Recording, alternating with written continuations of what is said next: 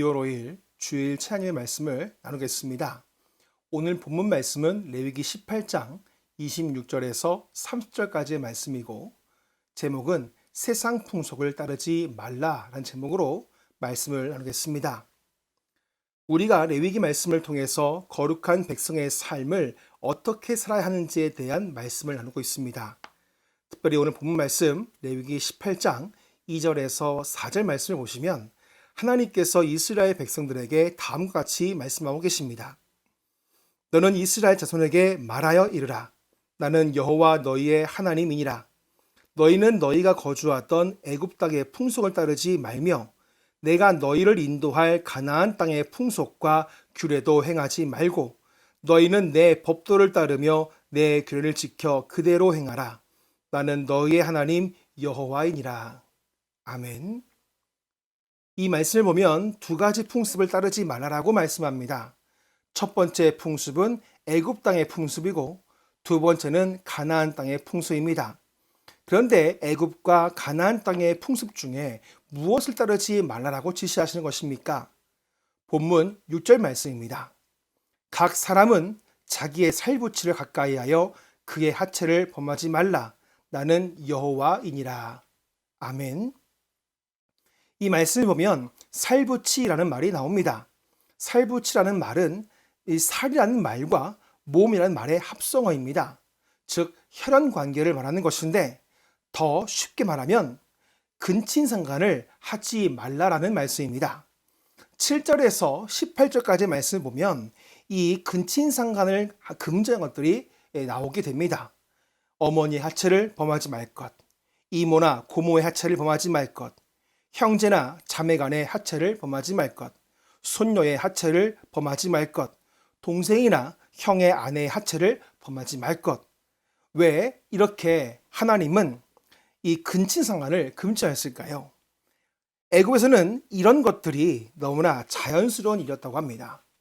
이 애굽의 신화를 보면 오리시스라는 신이 있었는데 그의 여동생인 이시스와 결혼한 것을 보게 됩니다. 즉 근친상간은 애굽 땅에서 자연스러운 이런 문화였다는 것입니다. 그런데 문제는 이스라엘 백성들이 애굽 땅에서 430년간 살았습니다.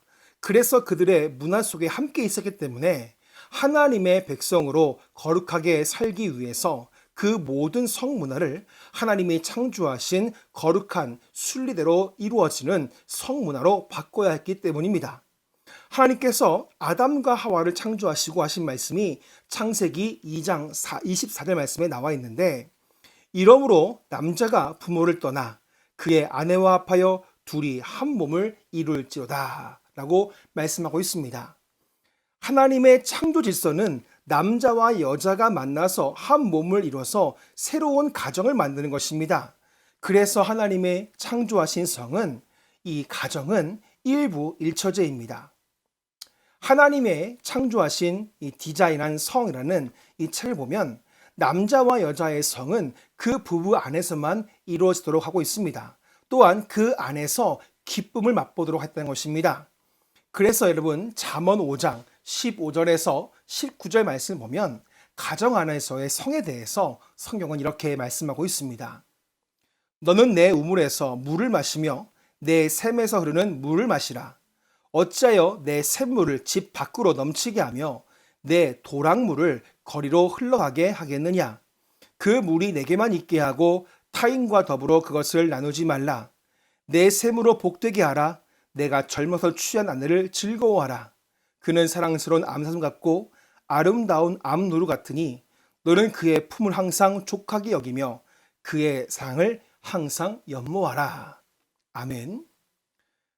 하나님의 창조의 질서는 한 남자와 한 여자가 만나서 한 몸을 이루고 그 안에서 기쁨을 서로 공유하는 것입니다. 이것이 하나님 보시기에 심히 좋은 모습이라는 것입니다. 바로 하나님께서 만드신 아름다운 가정의 모습이라는 것입니다. 하지만 자신의 욕심 때문에 근친상간을 이루는 것은 하나님의 창조 질서를 어럽히는 죄라는 것입니다. 이것은 하나님 보시기에 악한 것이기 때문에 거룩한 백성으로 또 거룩한 가정을 이뤄나가기 위해서는 이스라엘 백성들이 꼭 지켜야 하는 하나님의 명령인 것입니다.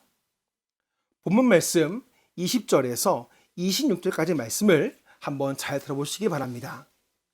너는 내 이웃의 아내와 동침하여 설정함으로 그 여자와 함께 자기를 더럽히지 말지니라. 너는 결탄코 자녀를 몰렉에게 주어 불로 통과하게 하므로 내 하나님의 이름을 욕되게 하지 말라. 나는 여호와이니라. 너는 여자와 동침함 같이 남자와 동침하지 말라. 이는 가증한 일이니라. 너는 짐승과 교합하여 자기를 더럽히지 말며 여자는 짐승 앞에 서서 그것과 교접하지 말라. 이는 문란한 일이니라. 너희는 이 모든 일로 스스로 더럽히지 말라. 내가 너희 앞에서 쫓아내는 족속들이 이 모든 일로 말미암아 더러워졌고 그 땅도 더러워졌으므로 내가 그 악으로 말미암아 벌하고 그 땅도 스스로 그 주민을 토하여 내느니라. 그러므로 너희 곧 너희의 동족이나 너희 혹은 너희 중에 거류하는 거름이니라. 내 규례와 내 법도를 지키고 이런 가증한 일에 하나라도 행하지 말라. 아멘. 우리가 읽은 말씀을 보면서 지금 이 시대와 그 당시에 이 애굽과 가나안 땅의 음란한 문화는 다르지 않음을 볼 수 있습니다. 가정을 파탄시키는 불륜 문제나 동성애 문제나 잘못된 우상을 섬기는 문제 등 보면은 이 모든 것은 결국 21절 말씀과 같이 하나님의 이름을 욕되게 하는 것임을 경고하는 것입니다. 그런데 본문 25절 말씀은 이렇게 말씀하고 있습니다. 그 땅도 더러워졌으므로 내가 그 악으로 말미암아 벌하고 그 땅도 스스로 그 주민을 토하여 내느니라. 아멘. 그 땅이 더러워졌다는 것은 하나님께서 창조하신 인간의 삶의 터전은 원래 하나님이 인간에게 주신 선물이자 축복된 삶을 누리는 공간입니다. 하지만 아담과 하와의 범죄 이후로 땅은 죄로 인해 저주를 받았습니다.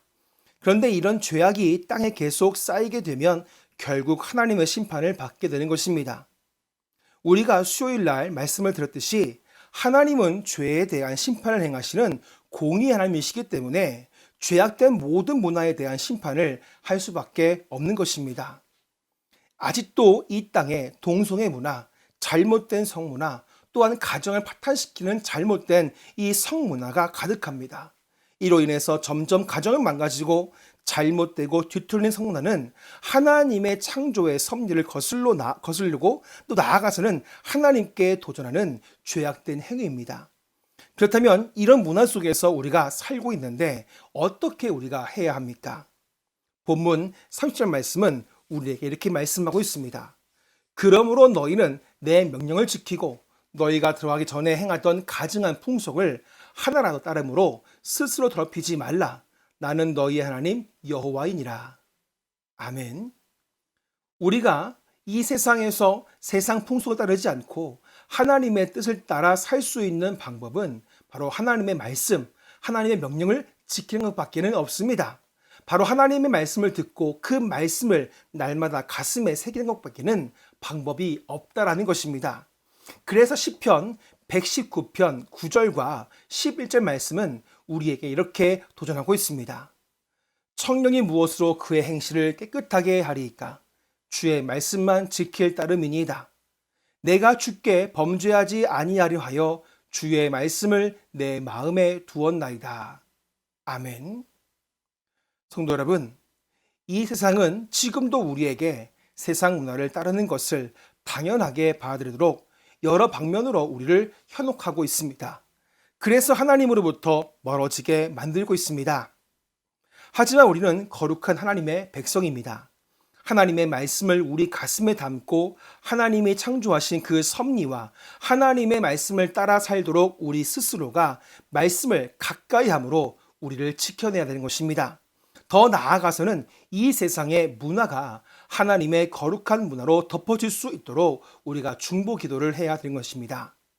이 나라가 주님의 거룩한 나라로 다시 회복될 수 있도록 기도해 주시고 우리 가정이 거룩한 가정으로 지켜질 수 있도록 중보하는 우리 모두가 되기를 간절히 축복합니다.